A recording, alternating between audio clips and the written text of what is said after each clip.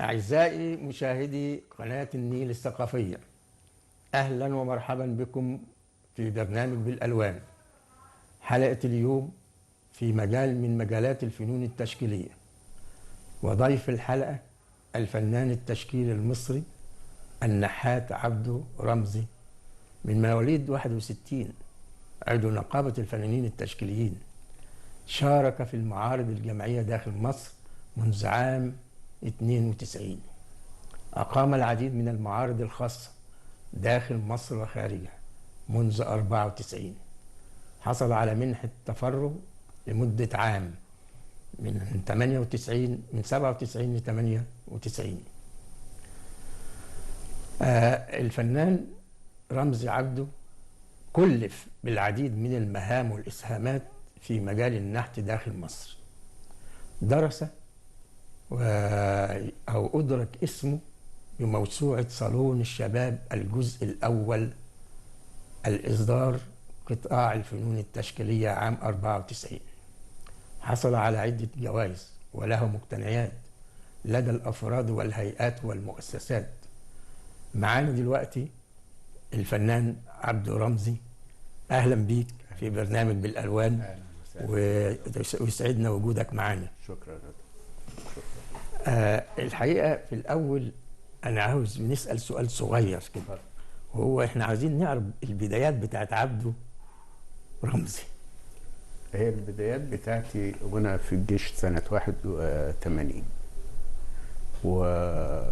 وأنا كنت في الخدمة بالليل بطلع البطاطين بحضرها قبلها بساعة يعني، وطلعت صابونة صابونة غسيل أيوة. من قلب المخ.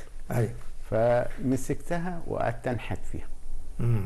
فعملت واحدة ست حضنة طفاية، بس كل الصابونة صغيرة يعني مش حاجة كبيرة، وعملتها واحدة ست وحضنة طفاية كده، واحدة فلاحة يعني. ليه؟ عشان انا اصلا الورشة بتاعتي في الارياف. ايوه. يعني انت من الارياف؟ لا، انا من المدينة. بس الورشة بتاعتي في الارياف.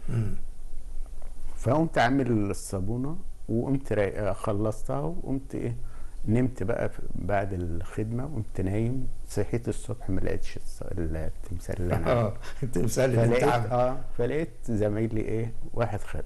فين يا ابني الصابونة؟ قال لي انا خدتها. فكل الموجودين اتبسطوا من الحاجة، فقالوا انا عاوز واحدة زيها، انا واحد. فبقى هم يجيبوا لي الصابون، وبقيت اعمل لهم حاجات كتيره، وحتى كنت بعمل فيلل. يعني انت يعني بتعتبرها خامه وقدرت تشكل فيها لانها خامه طيعه وبسيطه، وفي نفس الوقت في متناول الايد. طيب ما بعد بقى الجزئيه دي؟ ما انا هقول لحضرتك. انا طلعت من الجيش بعديها بقى، بعد ما عملت من الصابون عملت حاجات كتير. فطلعت من الجيش، فقمت جايب خامه الشمع. قمت انا ما عنديش فكره خالص، انا اصلا مش متعلم خالص. مش دارس يعني. فجيت قمت جايب الشمع، اشتريت شمع وقمت عامله قالب. سيحته وعملت قالب، وبعدين فكيته. وبعدين نحت فيه كبلوك يعني. فقوم امساح في الصيف. فزعلت جدا. فطبعا انا جوايا حاجه ان انا عاوز اخرجها، عاوزه تطلع. مش عارف اطلع. فقمت جاي برضو تاني، قمت ما زعلت على الشمع اللي انا بعمله، قمت عامل جايب جبس. وقمت بنحت فيه، عملته قالب برضو، صبيت عجنته وعملت قالب. وقمت انا اشتغل كل ده بفطرتك يعني. وحطه على السور فوق. انا بشتغل فوق خالص في البيت عندنا. واخويا قام خبطه بايده، ما اعرفش بقى بمزاجه ولا بايه بالظبط. فالمهم اتكسر. فزعلت جدا. ايوه. فاعمل ايه؟ فقمت انا يعني الصابونه كخامه ما انت مريت بيها، وبعدين الشمع مريت بيه. وبرضه يعني ما وفقتش قوي. بدات تخش بقى على الجبس، برضه اتكسر. طب ما بعد؟ ما بعد بقى دخلت في ايه؟ عملت حديد.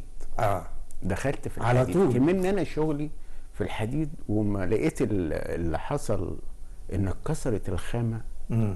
فعاوز حاجه يعني افكر صعبه وسهله وتعيش. فالمهم بتفرج كده، اخويا بيجيب مجلات، فقعدت اتفرج على المجله. كان في المجاعه في التسعينات.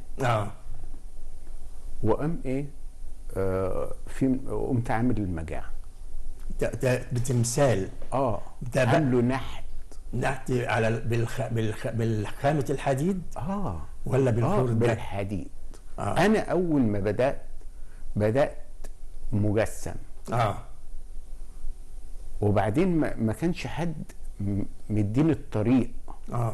يعني دي مهمه جدا في الفنان، ان واحد يمسك بايده.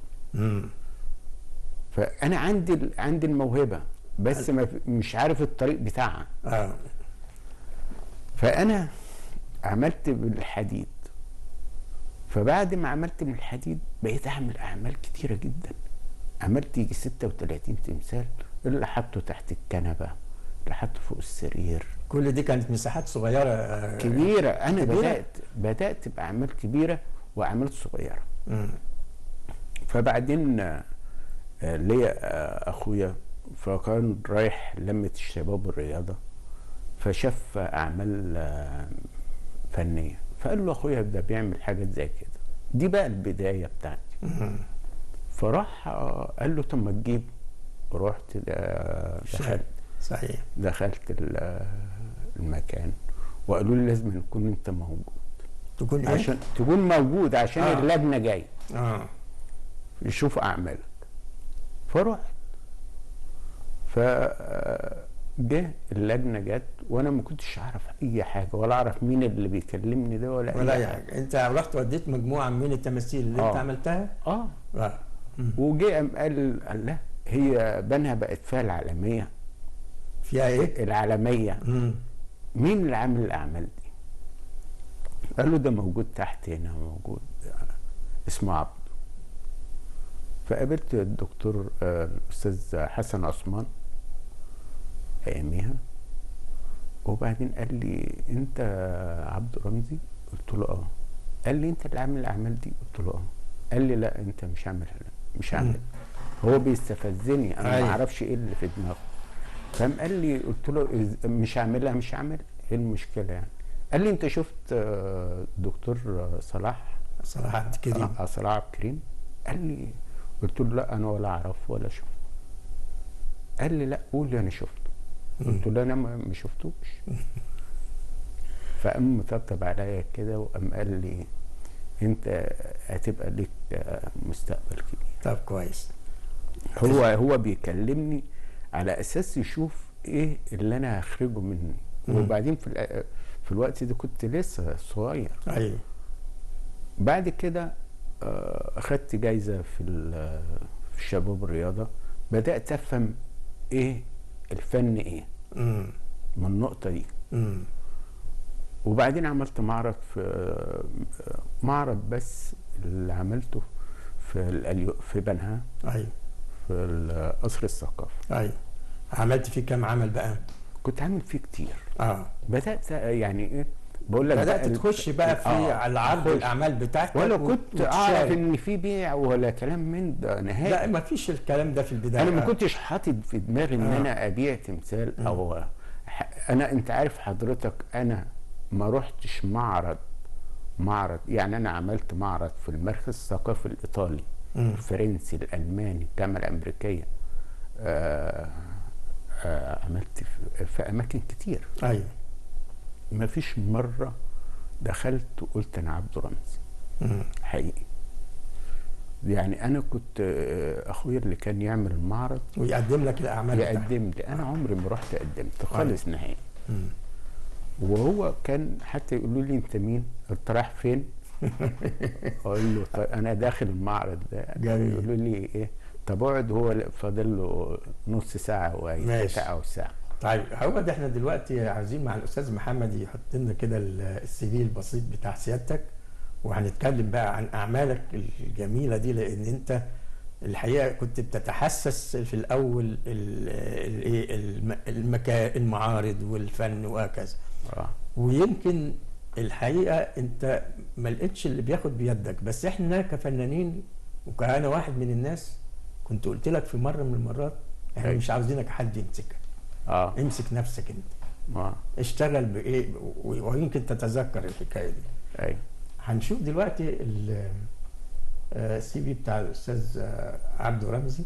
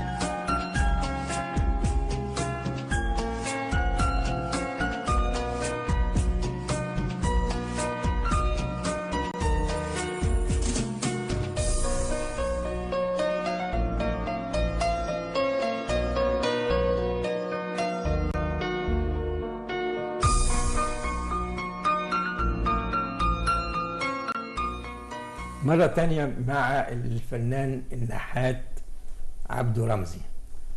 احنا وقفنا ان خلاص انت اشتركت في احد المعارض. تفتكر تمثال من التماثيل اللي قدر يعمل حاجة مع الجمهور؟ يعني انت عملت مجموعة كبيرة وفي نفس الوقت بس اكيد في عمل من الاعمال لمس مع مع الجمهور مع المتلقي. هو حضرتك انا عملت كنت بمر بأزمة وعملت وش انسان وجسم حيوان. يعني هو غزال وايديه من قدام زي النسر. ايوه بس ايديه نسر وهو جسم غزال ووش بني ادم. يعني انا ببص ان في حاجات في البني ادم الاصول تتغير، الناس تغيرها. يعني بيبقى انسان كويس زي الغزال وتحس ان هو اتقلب بقى حاجه تانية. حاجه تانية. فده تمثال كان جميل جدا واقتنوه. كان اسمه ايه بقى؟ هو كان ليه مسمى يعني ولا؟ لا هو خيالي. مش ودي مقتنيات في انا ليا مقتنيات في الفن الحديث وثلاث حتت في متحف الجزيره وليا في مكتبه اسكندريه. ما انا لك اعمال كتير الحقيقه هنتكلم عن المواضيع دي. بس انا عاوز اقول يعني انت لما بتيجي تشتغل انا بفهم او عرفت منك انك انت بتجري ورا الفكره. ايوه طبعا. يعني دي الفكره عندك لما بتبقى في دماغك بتبقى عاوز تحققها وعاوز تعمل منها حاجه. ايوه واخرتها. فمش قدامك الا الحديد. يعني انت ما اشتغلتش حجر؟ لا اشتغلت حجر. يا نهار ابيض. طيب ماشي، خلينا يعني ايه نقول وخشب. نقول ان بدايه التمثال عندك او النحت عندك هي الفكره. طيب كلمنا شويه في الحته دي. الفكره بقى يعني انا بكون شغال الكلام ده من زمان، من فتره كبيره حتى لغايه دلوقتي. ايوه. يعني انا لما بمشي في الشارع واشوف حاجه بتشدني بقعد ابص عليها. يعني انا كان في مره الورشه بتاعتي قدامها واحده ست ومعها عيال كتير وكان الجو شتاء والدنيا بتمطر ولابسه شال وحاطه عليهم من المطر وهي بتنفخ عربيه الكارو وايه وقاعده اللمه التانيه، عشان انا كنت في طريق عمومي، وقاعده اللمه التانيه وحاطه ولادها جنبها. فانا قعدت ابص عليها، هي دي الفكره حضرتك. الحدث ده. اه الحدث ده يعني انت بتشتغل برضو على الاحداث، ويمكن انت برضو اغلب حاجتك يمكن اغلبها بتمس البيئه المصريه. ايوه. فانت مشغول شويه، مشغول ومشحون بالبيئه المصريه بكل عناصرها. لان انت الحقيقه طلعت ده في تماثيلك. وعملت الست دي شلبيه، وسميتها شلبيه. ولما ولادها يعني انا عامل وشهم زي الجعانين. يعني انت مخلفه كتير ومش قادره تصرف عليهم وهم جعانين اصلا. فدي مشكله طبعا. عاوز توصل حاجه ان دي مشكله كبيره في المجتمع، وبتحاول انت تترجمها بقى. ايوه. ترجمتها بأنهي نوع من الحديد؟ هل الخردة ولا ايه بالظبط؟ ما هو دي بدايتي حضرتك. بدايتي انا بقول لك، كنت انا وده سافر بره. يعني التمثال ده سافر بره، مع انه من اول اعمالي. فانا بدات الفن بطريقه ما كنت يعني ايه. حتى الاستاذ حسين بكار اما جه رضا اخويا بيقول له احنا عاوزين ندخله ان هو يدرس حر، قسم الحر في الفنون الجميل. قال له لا، ما تنقل. قال له عبده سيبه زي ما هو. عبده ما تغيروش. لو راح درس هو عنده نقطة مش عاوزه يشيلها من دماغه. ايوه، العفوية والتلقائية الجميلة الإنسانية اللي عندك دي. فصراحة كان صراحة من الناس اللي كانت وجهة نظر جميلة. والحقيقة وأفادتك بشكل كبير جدا طبعا. وخليتك تمشي على نفس النهج بتاعك. وإن يخليك بطبيعتك. احنا عاوزين طبيعتك الجميلة دي في رؤيتك للمجتمع والأحداث اللي بتحدث. فأنت الحقيقة في كتير من أعمالك فعلا ترجمت ده بحرفية وبحس عالي. هو في كمان انا شغلتي شغل ناس فلاحين. يعني انا بعمل شغل للفلاحين، مش بعمل شغل الطبقه البسيطه الشقيانه التعبان. فكان يجي واحد عندي فلاح، وشه تركيبه الوش بتاعته غريبه الشكل، جميله. ايوه جميله، يعني انت ما تشوفهاش الا قليل. اقعد ابص له واتامل فيه قوي، واخزنه في دماغي. وبعد كده اعمله. عاوز تترجمه بقى. فدي حاجه، هي دي لعلمك هي ادتني في الفن حاجات كتير يعني جميله. طبعا. واكتر شغلي الفلاحين، الفلاحه بتاعه البط، الحاجات دي، كل المواضيع البسيطه اللي في الريف وفي الحياه الشعبيه. ففي حاجات كتير جدا. وفي مره يعني كان حصل اللي هو الراجل اللي كان مثلا عنده واخد مثلا 6 قراريط نص فدان. وبعدين كان هو مأجرهم، ورجعت الإيجار اللي هو اللي حصل في مصر. وعملت بقى الفلاح اللي جالي زعلان ان هو قال لي انا بعت المكنه بتاعتي اللي بيروي بيها وخلاص. انا فزعلت قوي عشانه قوي.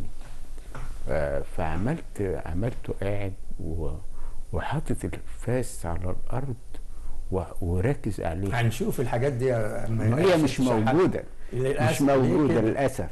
طيب ففي محمد يعني هل ممكن نشوف كده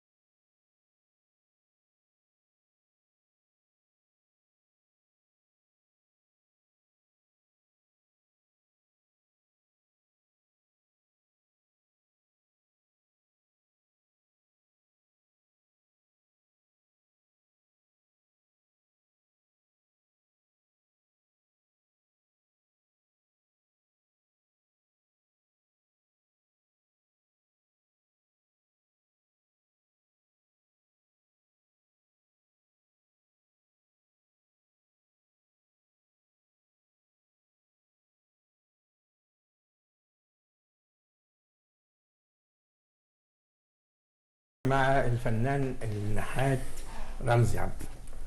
الحقيقه ما شفنا الاعمال متنوعه وفعلا بتتناول انت كل الايه الحياه المصريه البسيطه في الريف، في الشكل العام، وبتحاول بقدر الامكان كل عمل متهيألي برضو زي ما انت قلت بيبقى ناتج فكره، ناتج مشاهده، أيوة. ناتج حدث معين. يعني انت بتشتغل على المشاعر وعلى المواقف وعلى الحاجات الإنسانية اللي موجودة في الحياة المصرية البسيطة.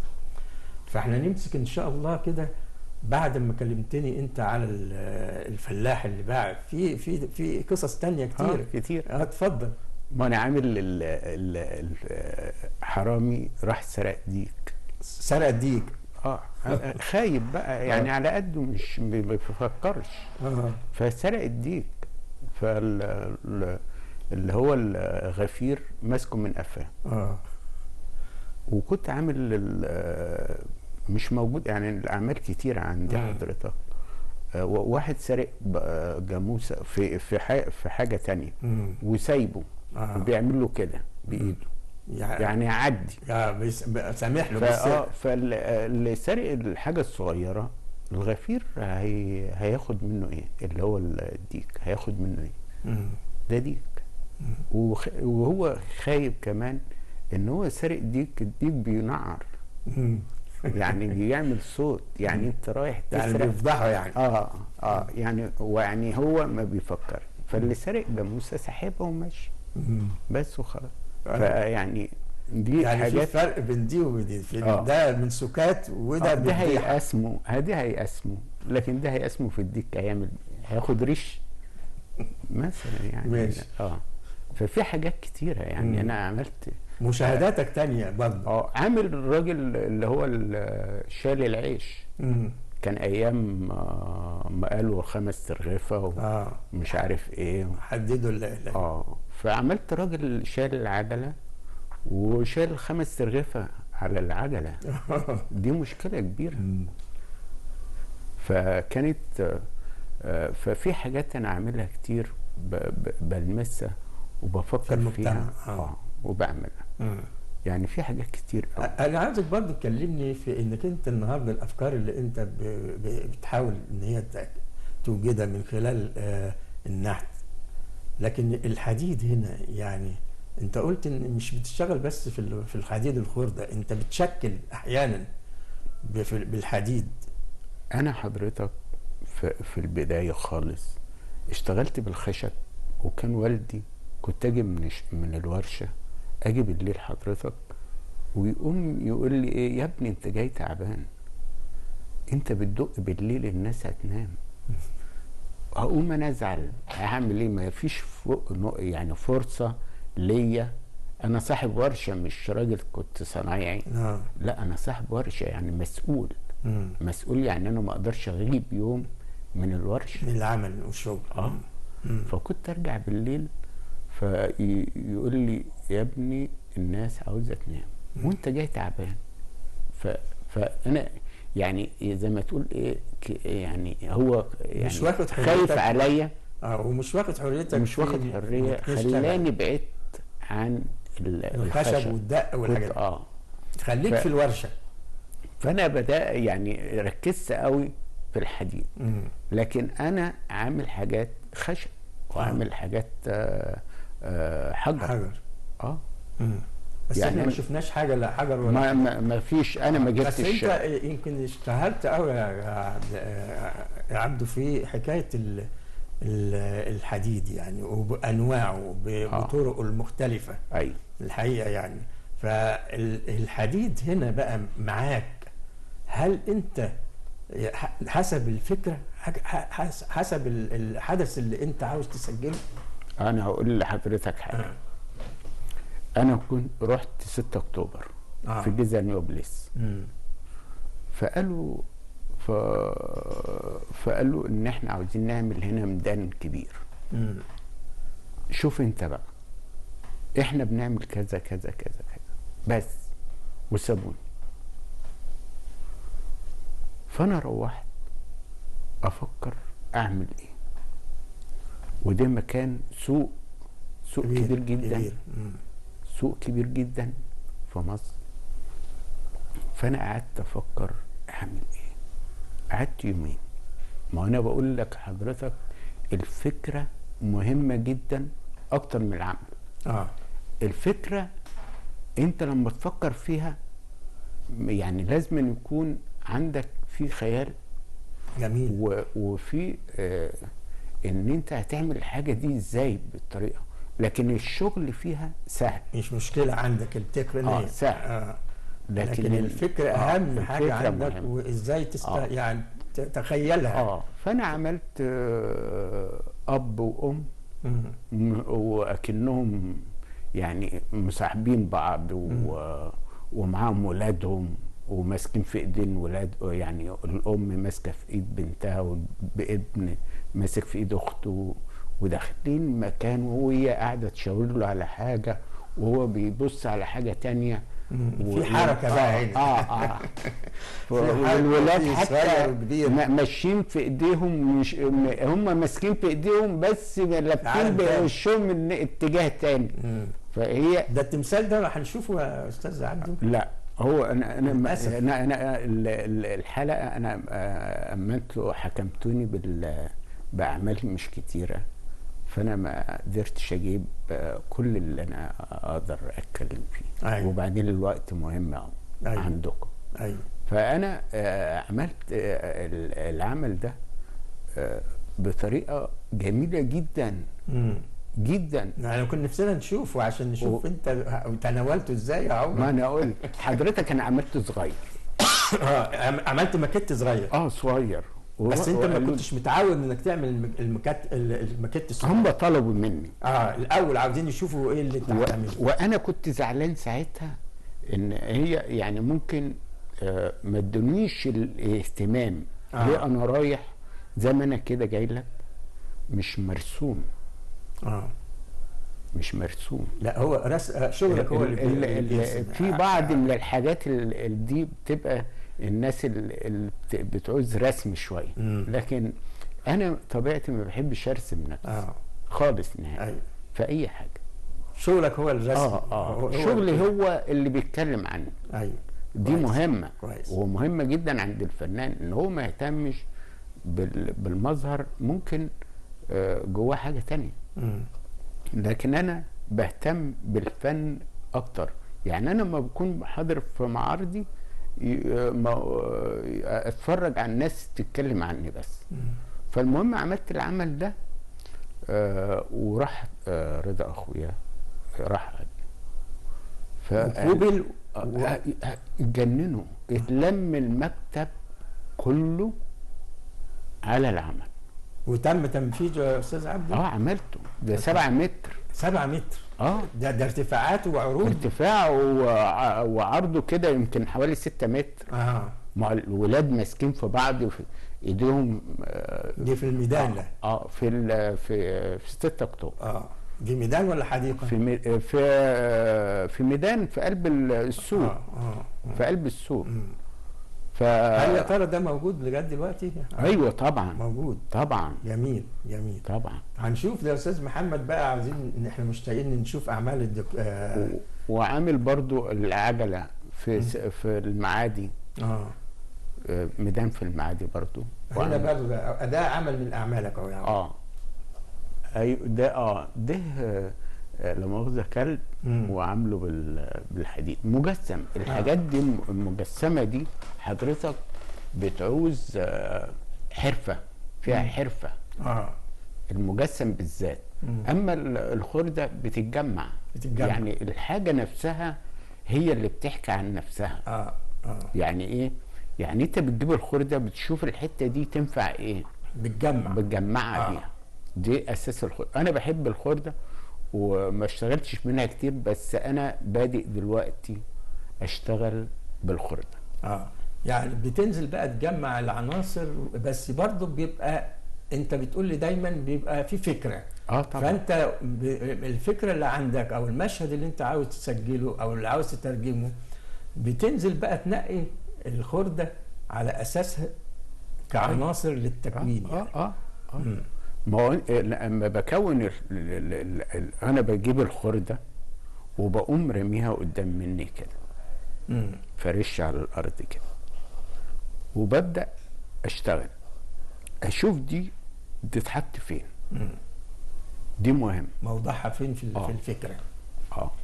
تجميع الخرده يعني. وبعدين انا ما بعملش خرده كتير يعني، مش خرده لا يعني خرده بسيطه بس بتحكي. دي مهمه.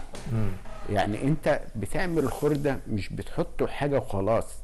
لا، ده مهم جدا ان انت بتحكي بيها الشيء. بتحكي بيها الشيء. طبعا. يعني ده مهم. ده عمل ده اخر من ده موجود في متحف الفن الخزف الاسلامي. ده بس ده لا، ده مش في الخزف الاسلامي، لا. في واحد تاني زيه بس اكبر. بس هم هانوا التمثال في ده ايه يا استاذ؟ ده تمساح طوله قد ايه؟ ده 3 متر. وطبعا ده تشكيل. ده 3 متر. تشكيل ولا تجميع؟ ده متشكل. ده ومعمول باللحام من فوق، عامل زي جسم التمساح نفسه. لكن وبعض في حتت خردة يعني من الظهر. يعني انا بدور على حتت الخردة حتى تلاقي الظهر معمول من كله حتت خردة في العمل. جميل. ده طوله قد ايه يا استاذ؟ ده 3 متر. ده بياع اللي هو البقسماط. بياع البقسماط حاطط البتاع على كتفه وبيبيع بقى البقسماط وراجع بقى هو معهوش حاجه، مخلص اللي هو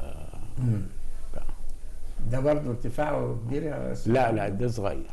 لكن في اعمال كبيره اللي هو الغفير. ده بالحجم الطبيعي 170 سم اللي هو هيجي.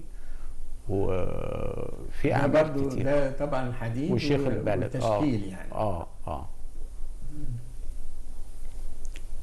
عامل اخر. القفص ده منادي. ده المنادي بتاع زمان قوي، بتاع الريف. وراكب بقى على الحمار، مش راكب فرسه. ومركبه على حمار وقاعد والخوذه فوق دماغه اللي هي وبيقرا بقى بس انت يعني مطول قوي الراجل، يعني مكبره قوي اكتر من الحمار مثلا. ايه الهدف؟ ده حكم بقى ملك، مش فعاوزين يعني نعظم يعني. ففي حاجات كتيرة قوي. ده ولد بيلعب على الكمانجة. وده طوله حوالي 165 سنتي. ده طويل. وده شغال على الكمانجة برضه. جميلة. وده الفلاح بقى. فلاح شوف ده طوله قد ايه ده؟ ده 170 سم. ده اكتر الاعمال. مش يعني انا عندي اعمال كتيره جدا جدا صغيره، وعندي اعمال احجام كبيره. احجام كبيره. انا بحب الفن قوي، وبحب يعني ايه، ما بطلش. ليه بقى؟ اللي بيبطل في الفن زي ما تقول بيبرد. بيبرد يعني ايه؟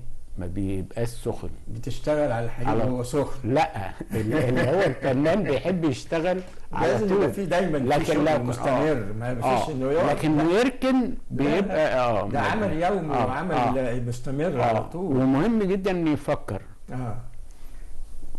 ولابس السديري والفاس حقيقيه، يعني دي مش معموله. دي فاس حقيقيه، ولابس السديري ولابس الشورت بتاعه. مش لاعب الصوره من تحت هو. لا، لها صوره تقريبا كلها كامله. وده حجمه كان قد ايه برضه يا استاذ؟ ده 170 سم.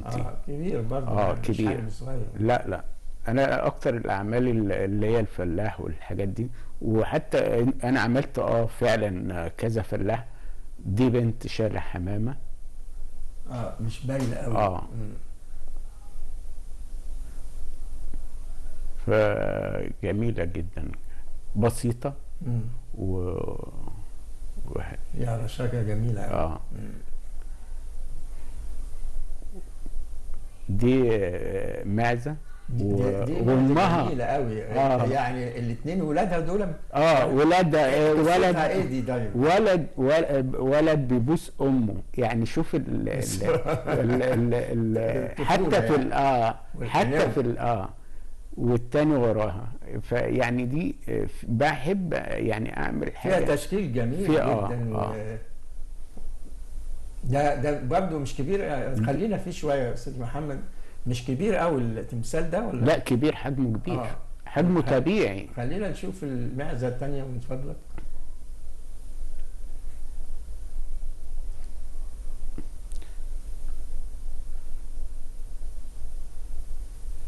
دي مش باينه دي خالص. دي بقى بتاكل سمكه عاملها وبتاكلها، يعني بتبلعها. ودي ارتفاع كبير برضو، توصل ل 130، مش صغيرة يعني. جميل الحقيقة، فيها رشاقة عالية قوي. دي بياعة البط بقى. البط هي شايلة ايه بقى دي؟ شايلة بط على دماغها. وراح السوق بقى.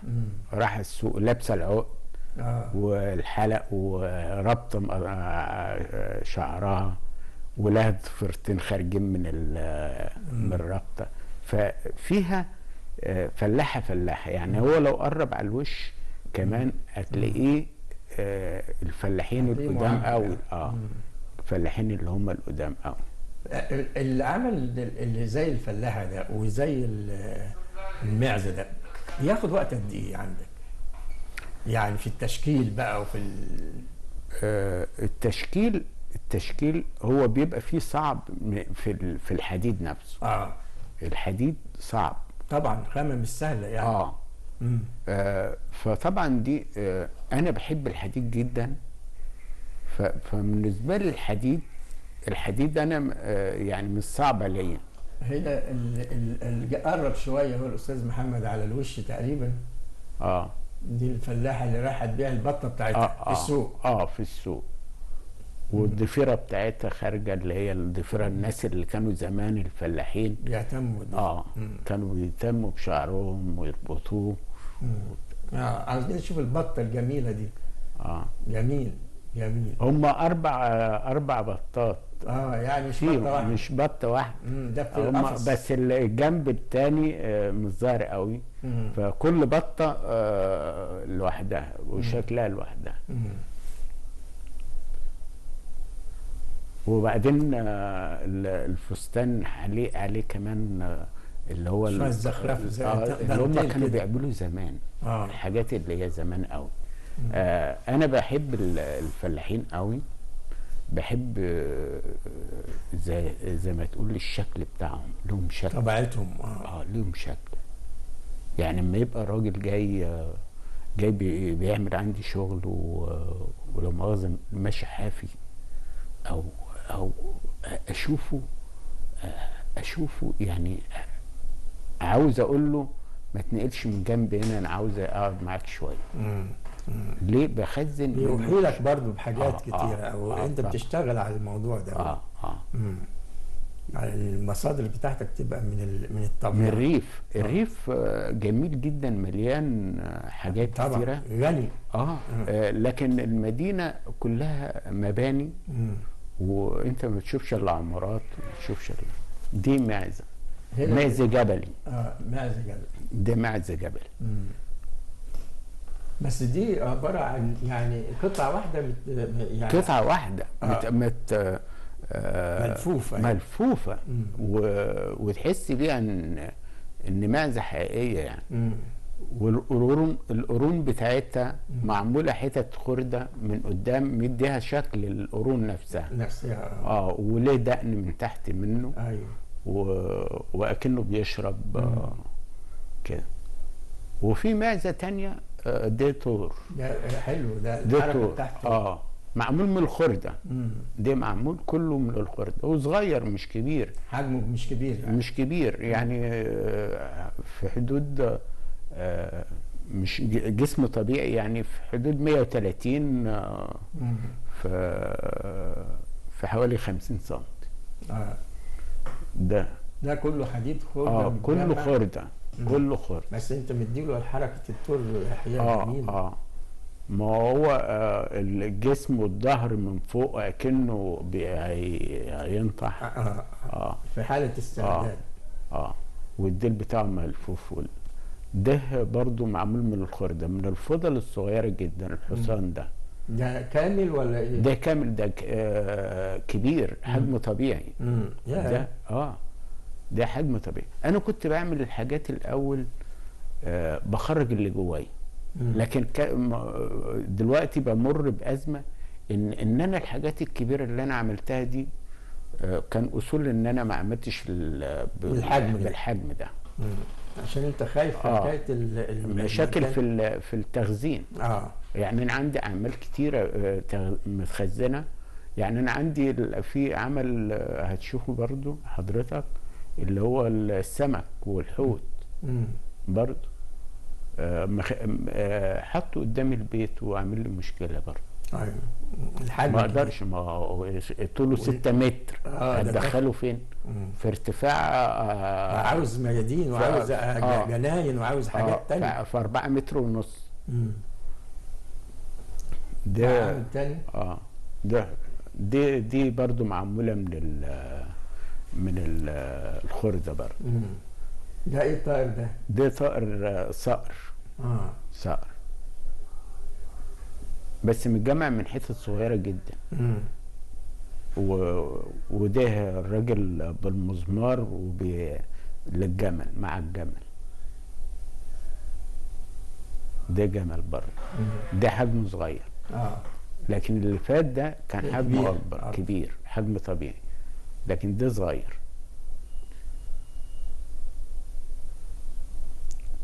ده فارس، هو بقى ماسك الصقر على ايده، وبيطلعوا الجبال زمان وكانوا بيصطادوا حجمه كبير ده. ده مش حجمه صغير، ده فلاح بقى. ده الفلاح تاني غير اللي احنا شفناه ده غيره. وحتى الوش اسلوب غير التاني.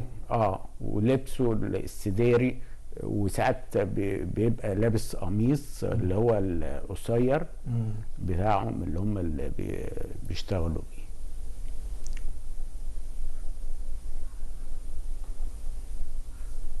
ده اللي انا بقول لك عليه حضرتك.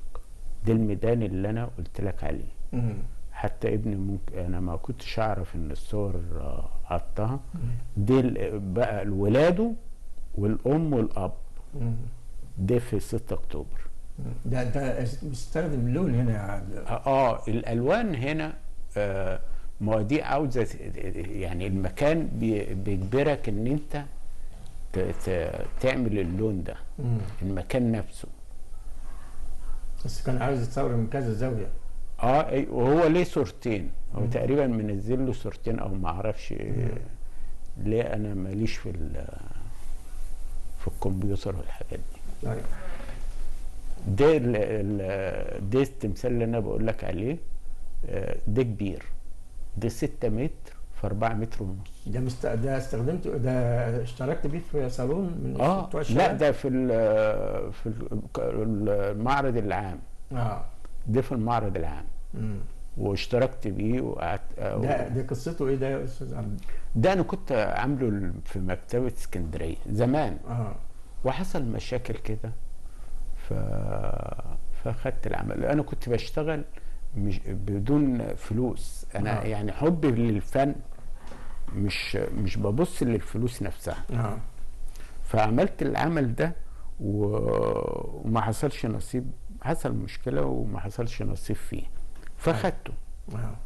بس كان هو عمل اكتر من 75 سمكه وكل الانواع يعني مجموعه كبيره وخد منك كبيره جدا. ده انا اشتغلت فيه اكتر من 9 اشهر. صرف عليا فلوس اياميها، يعني مش عاوز اقول لك. ايوه، بس هو الحقيقه يعني حجمه كبير، وفي نفس الوقت كبير. كنت انت عاوز تقول من خلاله فكره ايه؟ اسكندريه. هو كان هيتحط قدام مكتبه اسكندريه في الافتتاح. فانا عملته بكلمه، يعني بكلمه من شخص عملته. ايوه، وما حصلش نصيب. ايوه. فانا من نوع ان انا يعني ايه، انت تكلمني كلمه خلاص. ايوه، دي اكنها جميل. فانا عملت العمل وما حصلش نصيب. لكن هو موجود عندك. ومشكلتك بقى هو التخزين. ما عشان كده ما بقتش اعمل اعمال كبيره، احجام كبيره، الا اذا طلبت بقى منك. انا تعبت نفسيا من الحته دي. بس انت يا استاذ عبد، انت برضو شاركت في بعض اسهامات في تصحيح او تصليح بعض التماثيل زي انا كنت في مكتبه اسكندريه في فن بلا جدران، واشتركت فيه، وكان في يعني فنانين عاملين اعمال ومش قادرين يدخلوها المكتب. فالعمل كبير، فهتخش ازاي؟ مشكله. وبعدين انت في مكتبه اسكندريه ما تقدرش تدخل ماكينه لحام وتقطع التمثال وتدخله. لا طبعا ما ينفعش. فقدروا يستعينوا بيك كخبره. استعوني بيا، وهم حتى دوروا، والدكتور مصطفى الرزاز قال لهم ما فيش حد هيدخل الاعمال دي الا عبد الرحمن. فهم اتصلوا بيا ورحت، فشفت العمل، قالوا لي نون اللي هيخش، قلت لهم ده اللي هيخش الاول، عامل السيد درويش اللي هو موجود في القاعة المسرح. ايوه، بتاع مكتب اسكندريه. فبصيت له للتمثال، التمثال ما يخشش. ليه؟ معمول اجزاء حتت وعاوز تتجمع، هيخش ازاي وهيتجمع ازاي؟ فدي مشكله كبيره جدا. انا اقول الصراحه عشان انا بحب الصراحه جدا. فقلت لاخويا ايه، هات ايدك وانت في الطرف والطرف، انت امسك من هناك وانا امسك من هنا، وهنلم التمثال. ودخلت البتاع، لميت التمثال كمنه حتت. جميل. لميته. طيب ماشي. ووقع منه بعد حتت، جبت ماكينه برشام بقى وتشتغل بقى وصلحت وقمت مدخله. طيب من غير ما ايه، ما يشوفها حاجه. كويس. دخلته ازاي؟ كويس. بقى مستغربين، وقمت فاتحه تاني فرق. ليه؟ عشان هو معمول من شرايح حتت صغيره خفيفه، لكن هي لو تقيله، ليه؟ انا فاهم الخامه، فايه؟ طيب. فقمت مدخل. انت طبعا اسعدتنا يا استاذ عبده في اعمالك. الله يخليك. وابدعتنا بالاعمال بتاعتك. انا اشكركم جدا على اللقاء ده بجد بامانه. لان انا اديتني فرصه كبيره ان انا اقدر اتكلم. لا اهلا بيك، اهلا بيك في برنامج بالالوان، وبشكرك مره ثانيه. انا اشكركم جدا. الله يخليك. وبشكر طبعا اعزائي مشاهدي قناه النيل الثقافيه برنامج بالالوان، وبشكر زملائي في الاستوديو والمخرج الجميل محمد حامد، وكان معكم الدكتور مجدي عبد العزيز، والى اللقاء في حلقه قادمه ان شاء الله، والسلام عليكم ورحمه الله وبركاته.